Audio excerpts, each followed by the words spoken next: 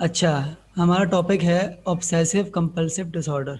ठीक है, पहले इसकी हम डेफिनेशन देख लेते हैं। डेफिनेशन क्या है इसकी? अच्छा, ऑब्सेसिव कंपल्सिव डिसऑर्डर जो है ये एक मेंटल इलनेस है जिसकी वजह से क्या हो रहा होता है कि रिपीटेड अनवांटेड थॉट्स आ रही होती है। ये कहलाता है ऑब्सेशन। और एक डिज़ायर होती है कि किसी काम को बार बार दोहराया जाए, इसको कहते हैं कंपल्जन। ठीक है जी। अच्छा, कुछ पेशेंट्स में ऑब्सेशन होता है और कुछ पेशेंट्स में कंपल्जन होता है। यानी कि कुछ पेशेंट ऐसे होते हैं जिनमें अनवांटेड थॉट्स आ रही होती हैं, कुछ पेशेंट ऐसे होते हैं जिनको जो डिज़ायर हो रही होती है किसी काम को बार बार दोहराने की, और कुछ पेशेंट ऐसे होते हैं जिनमें ऑब्सेशन और कंपल्जन दोनों हो रहा होता है। ऑब्जर्व। ठीक है। अच्छा, everyone has habits or thoughts that repeat sometimes. People with OCD have thoughts or action that are beyond their control. यानी कि जो OCD के पेशेंट जो होते हैं उनमें जो थॉट्स और उनकी जो हैबिट्स होती हैं वो समटाइम्स एग्रेसिव भी हो सकती हैं। ठीक है, और वो उनके कंट्रोल से बिल्कुल बाहर होती है। ठीक है, वो बिल्कुल इसको एंजॉय नहीं कर रहे होते हैं, और वो जो थॉट्स और उनके हैबिट्स जो हैं वो उनके काम में और उनकी सोशल लाइफ में भी बहुत ज़्यादा इंटरफेयर कर रही होती है। ठीक है जी। अच्छा, ओसीडी की टाइप्स और उसके सिम्टम्स पे हम आते हैं। इसको हम चार कैटेगरीज में क्लासिफाई करते हैं। ठीक है, सबसे पहले जो है वो है चेकिंग। यानी कि एक इनको कंपल्जन है, इन पेशेंट्स को ऐसा कंपल्जन होता है कि किसी चीज़ को बार बार चेक करने का। जैसे कि लॉक्स हैं, अलार्म्स हैं, ओवन्स हैं, लाइट स्विचेस हैं, गैस है, बर्नर है, इन सब चीज़ों को वो बार बार चेक कर रहे होते हैं कि कोई कहीं कोई गड़बड़ तो नहीं है, और ये ठीक से ये ठीक है भी कि नहीं। ठीक है जी। और सेकंड पे आते हैं हम। सेकंड है कंटेमिनेशन। अच्छा, इनको एक डर होता है, ख़ास एक डर होता है कि जो कोई भी चीज़ जो है वो कंटेमिनेटेड है। ठीक है, वो डर्टी है। इनको एक कंपल्जन होता है, इनका एक डर होता है। ठीक है। थर्ड वन है सिमेट्री एंड ऑर्डरिंग। ठीक है।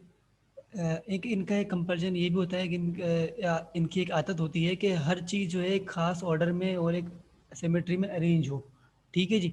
अगर कोई चीज़ बेढंगी पड़ी हो, कोई कोई भी चीज़, तो उनको इरिटेशन होती है उस चीज़ से, और वो उसको एक खास सिमेट्री में अरेंज कर रहे होते हैं। ठीक है जी। Fourth one is ruminations and intrusive thoughts. अच्छा, ये क्या है कि इनका एक जाविया होता है कि किसी भी चीज़ को एक ख़ास तरीके से ही सोचना। ठीक है, ये कहलाता है लाइन ऑफ थॉट। ठीक है, ये समटाइम डिस्टर्बिंग और एग्रेसिव भी हो सकता है। ठीक है जी। Obsession and compulsion. So many people who have OCD know that their thoughts and habits don't make sense. They don't do them because they enjoy them, but they feel so bad that they start again. अच्छा, जो OCD के patient जो होते हैं उनको पता होता है कि जो ये काम कर रहे हैं, जो ये उनकी आदतें हैं, जो उनके ख़यालात हैं, ये इनका कोई सेंस नहीं है। ठीक है, ये हकीकत नहीं है, लेकिन फिर भी वो उसको ना चाहते हुए भी कर रहे होते हैं।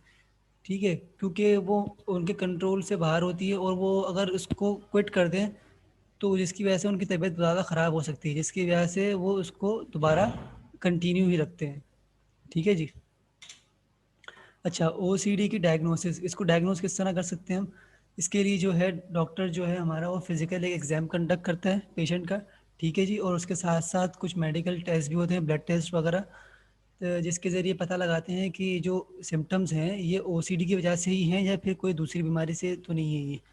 हो सकता है कि कोई दूसरी उसको कंडीशन हो जिसकी वजह से सेम सिम्टम्स अपीयर हो रहे हों, तो इसको कंफर्म करने के लिए टेस्ट, ब्लड टेस्ट भी परफॉर्म किए जाते हैं। इसके अलावा जो है डॉक्टर पेशेंट से बात करता है उसकी फीलिंग्स के बारे में, उसके थॉट्स के बारे में, उसकी आदतों के बारे में, तो जिससे वो जो है मज़ीद डायग्नोसिस में हेल्प मिलती है डॉक्टरों को। ठीक है जी। अच्छा, ओसीडी की ट्रीटमेंट क्या क्या हो सकती है? अच्छा, जो डिजीज़ है हमारा ओरल बोल रहा हूँ, ऑब्सेसिव कंपल्सिव डिजीज़ जो है हमारा, इसका कोई क्योर नहीं है। ठीक है, हम जो ट्रीटमेंट करते हैं वो हम सिम्टम्स को मैनेज करने के लिए करते हैं, सिम्टम्स को मिनिमाइज़ करने के लिए करते हैं, और पेशेंट की क्वालिटी ऑफ लाइफ को इम्प्रूव करने के लिए करते हैं। ठीक है जी।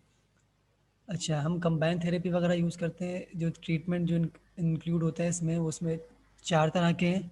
पहला है साइकोथेरेपी, साइकोथेरेपी में क्या होता है कि कॉग्निटिव बिहेवियरल थेरेपी यूज़ की जाती है, जिसमें क्या होता है कि पेशेंट का वे ऑफ थिंकिंग को हम चेंज करते हैं, ठीक है। पॉजिटिव थॉट्स को प्रमोट कर रहे होते हैं, जिसकी वजह से जो है ओसीडी के जो सिम्टम्स है उसको हम काफ़ी हद तक मैनेज कर सकते हैं, ठीक है, without medication. Second one is relaxation, यानी कि पेशेंट को हम आराम करवाएंगे, उसको एक्सरसाइज करवाएंगे, योगा करवाएंगे, मसाज करवाएंगे, जिसकी वजह से क्या होगा कि स्ट्रेस जो है वो रिलीव होगा और ओसीडी के जो सिम्टम्स हैं वो कंट्रोल हो सकते हैं, ठीक है। Third one is medication. Medication हम कौन कौन से मेडिसिन इसमें यूज़ करते हैं, वो है सेलेक्टिव सेरोटोनिन रीअपटेक इनहिबिटर, यानी कि SSRIs, ठीक है। उन ड्रग्स के एग्जांपल क्या क्या हैं, एक तो है सिटेलोप्राम, ठीक है, फ्लोक्सेटिन है, फ्लूओक्सामाइन है और सिट्रलिन है। ये कुछ मेडिसिन है जो हम यूज़ कर सकते हैं ओसीडी को मैनेज करने के लिए, ठीक है। अच्छा, फोर्थ वन इज़ न्यूरोमोड्यूलेशन। अच्छा, ये न्यूरोमोड्यूलेशन हम कब यूज़ करते हैं, जब थेरेपी सारी थेरेपीज और जो मेडिकेशन है वो वर्क नहीं कर रही हो, यानी कि पेशेंट की जो कंडीशन है वो इम्प्रूव ना हो रही हो मेडिकेशन से भी और ना ही थेरेपी से, तो फिर हम मूव करते हैं न्यूरोमोड्यूलेशन की तरफ। इसमें क्या होता है कि एक डिवाइस यूज़ करते हैं हम, एक डिवाइस यूज़ करते हैं जो कि इलेक्ट्रिकल एक्टिविटी को चेंज कर रहा होता है एक सर्टेन एरिया में ब्रेन के, ठीक है। यानी कि जो ओसीडी के जो जहाँ सिम्टम अपीयर हो रहे होते हैं जिस ब्रेन के पार्ट की वजह से, उस वहाँ पर जो है इलेक्ट्रिकल एक्टिविटी को हम चेंज करते हैं डिवाइसेस के ज़रिए, तो जिससे ओसीडी के जो सिम्टम्स हैं हम काफ़ी हद तक कंट्रोल कर सकते हैं और इसको मैनेज कर सकते हैं। Thank you.